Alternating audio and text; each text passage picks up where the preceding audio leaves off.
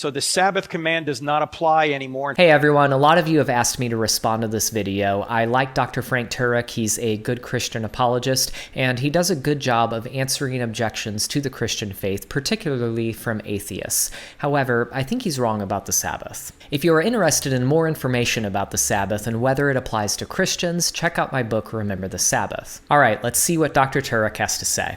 Out of the 10 commandments, 9 of them are repeated in the New Testament. The only one that isn't is keep holy the Sabbath. Why? Because what did the Sabbath represent? It represented rest.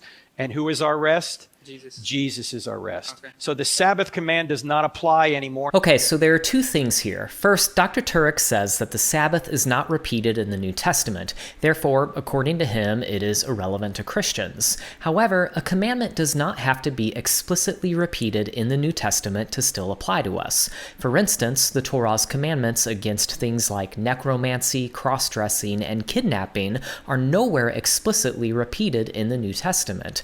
But Christians generally agree that we should keep those commandments. So this argument from silence proves nothing. I'd also ask, why is it necessary for God to repeat himself? It would be silly for someone in Jeremiah's time to say, well, God repeated his command to keep the Sabbath, so he must still want me to do that. However, he has said nothing about cross-dressing since Moses, so I guess that doesn't matter to him anymore. Just because God doesn't repeat a commandment, that doesn't mean that he cares any less about it. Another thing is that the New Testament is actually not silent about the Sabbath. Although Jesus did not explicitly repeat the command to keep the Sabbath, he did reinforce it. For example, in Matthew 5:17-20, Jesus affirmed the ongoing validity of the law and the prophets, that is, the Hebrew Scriptures, or what is often called the Old Testament. He said he came not to abolish them, but to fulfill them. Fulfill in this context means to bring to full expression or to show it forth in its true meaning. In other words, Jesus came to teach and demonstrate how to live out the Hebrew Scriptures in accordance with God's will. He said that not an iota or dot would pass away from the law, the Torah, until heaven and earth pass away and all is accomplished. That is to say, not a single law from the Torah will pass away until the end of the age and the arrival of the new heavens and new earth, when the present created universe passes away. Moreover, Jesus admonished his followers to do and teach even the least of the Torah's commandments. So any commandment from the Torah that is not explicitly restated in the New Testament is nevertheless reaffirmed in Matthew 5:19. We are to keep even the least of the Torah's commandments. Not only that, but we must surpass the scribes and Pharisees in righteousness. In other words, our Torah observance must be better than their Torah observance. How do we surpass the scribes and Pharisees in righteousness?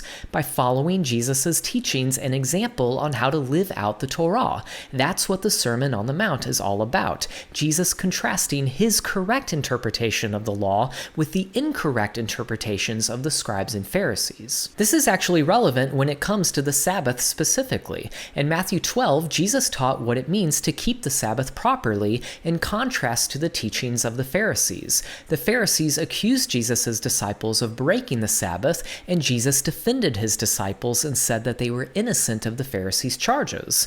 Moreover, Jesus declared himself the Lord of the Sabbath. That is, he is the rightful interpreter of the commandment. He criticized the Pharisees for their bad applications of the commandment and restored the Sabbath to its true application. In Mark's account of this incident, Jesus used this confrontation with the Pharisees to explain how God wanted the Sabbath to be kept from the beginning. He said the Sabbath was made for man, not man for the Sabbath. With these words, Jesus emphasized God's purpose for the Sabbath, which was to bless mankind with a day of rest. Why would Jesus restore the true purpose of the Sabbath day if he wanted to get rid of it? That doesn't make much sense. On the other hand, Jesus' teaching on the Sabbath's original purpose is precisely what we would expect if he wanted his followers to keep it. As Christian scholar Dr. Roy Gain writes, quote, "Why would he restore something that he was about to do away with? That would make as much sense as remodeling a house before demolishing it." Another place where Jesus reinforces the Sabbath command is in Matthew 24:20. He said, "Pray that your flight may not be in winter or on a Sabbath." If Jesus came to do away with the Sabbath, why is he expressing concern over his followers' ability to keep the Sabbath in the future? If he did not expect his followers to be keeping the Sabbath, he wouldn't have said such a thing. As Dr. Craig Evans writes, quote, "By having Jesus urge his followers to pray that the day of emergency not occur on a Sabbath, Jesus is once again seen as upholding the law."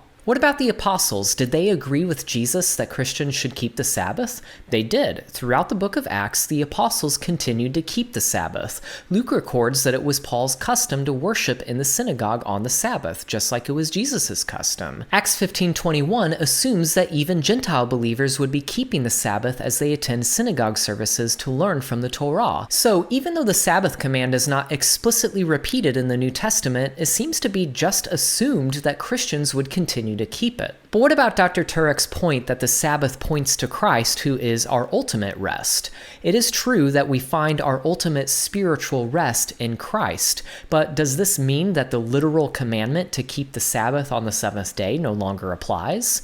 No, that simply doesn't follow. For instance, Paul teaches that our earthly marriages represent Christ's relationship with the church, but nobody believes that Paul's teaching on the deeper meaning of marriage did away with the literal marriage institution. Baptism is a symbol that represents our salvation in Christ, but nobody believes that the deeper meaning of baptism does away with the literal ordinance. Likewise, there is no reason to think that the deeper meaning of the Sabbath does away with the literal commandment. In fact, Paul even says in Colossians chapter 2, don't let anyone tell you have to obey any Sabbath or festival day. In Colossians 2:16, Paul did tell his readers not to let certain false teachers judge them with regard to the Sabbath, but we must recognize the context. According to verses 8 and 22, Paul was addressing human tradition and teachings. That description does not apply to the Sabbath. The Sabbath is a commandment of God, not a human teaching. As scholars have recognized, Paul's problem in Colossians was not with the Sabbath, but rather with the perversion of the Sabbath. These false teachers in Colossae had connected Sabbath observance with their worship of the elemental spirits of the universe. As scholar Dr. Peter O'Brien writes, quote, "Paul is not condemning the use of sacred days or seasons as such. It is the wrong motive involved when the observance of these days is bound up with the recognition of the elemental spirits." A better interpretation of Colossians 2:16 is that Paul's readers must not accept judgment from these false teachers regarding how to keep the Sabbath. Why? Because they were keeping the Sabbath in a way designed to appease the elemental spirits, something that God never wanted. In the same way that Jesus opposed the Pharisees' misuse of the Sabbath, Paul opposed these false teachers' misuse of the Sabbath. In verse 17, Paul reminds his readers that the Sabbath is meant to reveal the work of Christ, not to be used to worship angels. Let's continue. Now, we're not saying it's not a good idea to take a day off. We're not saying that. Yeah. We're saying, however, the Sabbath, the official Sabbath from the Old Testament, is not binding on Christians because that's Old Covenant. And as the writer of Hebrews says in Hebrews 8:13, the Old Covenant is obsolete.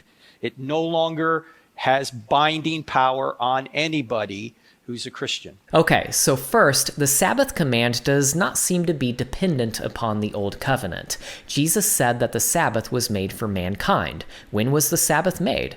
It was established at creation. At the very beginning, before any Old Covenant, God gave the Sabbath to all mankind for our benefit. As Dr. O. Palmer Robertson writes, quote, "As Jesus indicated pointedly, the Sabbath came into being for the sake of man. Because it was for the good of man and the whole of creation, God instituted the Sabbath. Neither antinomianism nor dispensationalism may remove the obligation of the Christian today to observe the creation ordinance of the Sabbath." Second, the new covenant inaugurated by Christ's work on the cross reinforces Sabbath observance. One of the promises of the new covenant is that God will write his Torah, his law, on the hearts of his people. Members of the new covenant will have God's Torah inscribed upon their hearts, producing obedience to the commandments. This is what Ezekiel describes when he proclaims that God will give his people a new heart, put his spirit within them, and cause them to walk in my statutes and be careful to obey my rules.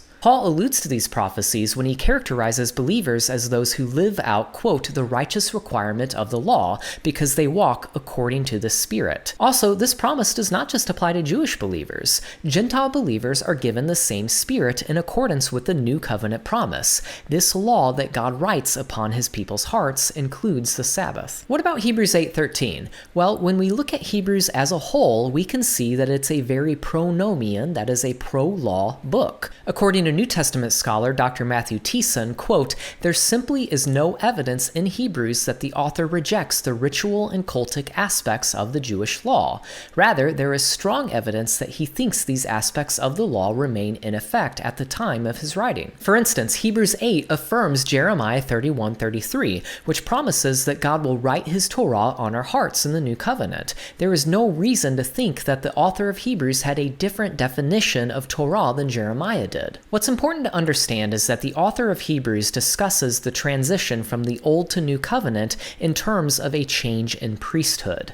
The author believes that there are two realms, the earthly realm where the Levitical priesthood functions, and the heavenly realm where Messiah's priesthood functions. These priesthoods coexist in our present age. In fact, in this same chapter, the author recognizes the current ongoing role of the Levitical priesthood on earth because our present age is still standing. One day, the earthly sacrificial system will pass away. It will pass away when heaven and earth pass away, which coheres perfectly with Matthew 5:18. But until that time, not an iota or dot will pass away from the Torah. For more on this, see Dr. Matthew Thiessen's paper, Hebrews and the Jewish Law, and also Dr. Jesper Svartvik's paper, Reading the Epistle of Hebrews Without Presupposing Supersessionism. Let's continue. It's not changed to Sunday. The reason they were meeting on Sunday was not to adhere to the Sabbath.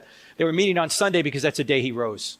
They're just commemorating the day he rose. So, Dr. Turek is right here. There is nothing in the Bible that says the Sabbath was changed to Sunday. As early as the 2nd century, Christians widely held services on Sunday to commemorate the Messiah's resurrection.